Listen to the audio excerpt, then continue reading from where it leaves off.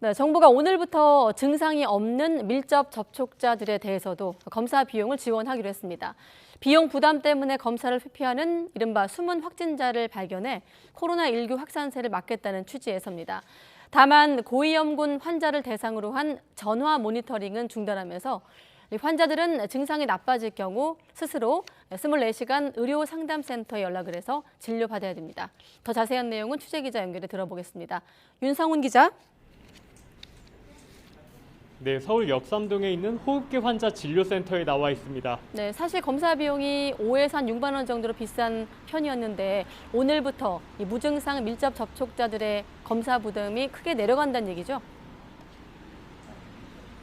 네, 오늘 아침 8시 30분쯤 이곳은 문을 연 뒤 코로나19 검사를 받으려는 사람들의 발길이 계속 이어지다 지금은 다소 뜸해졌습니다. 오늘 오전에만 69명이 검사를 받았는데요. 지난주 검사자가 37명이었던 것과 비교하면 2배 가까이 늘어난 겁니다. 5, 6만 원 수준이던 검사 비용을 면제해 주기로 하면서 검사자들이 부쩍 늘어난 거로 풀이됩니다.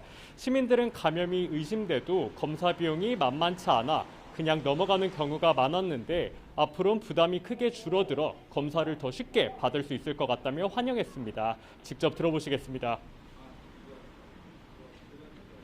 검사 금액이 막 몇만 원씩 하면은 일부러 안 받는 사람들도 있을 것 같은데 가격이 낮춰져야 이렇게 사람들이 좀 많이 받고.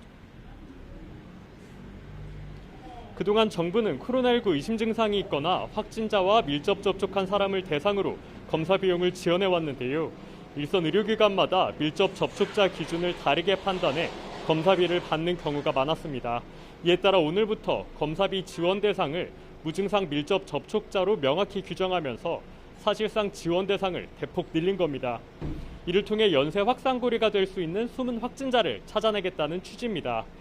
이와 함께 어제부터는 50대와 18세 이상 성인, 기저질환자 가운데 4차 접종 사전 예약자들에 대한 예방접종이 시작됐습니다.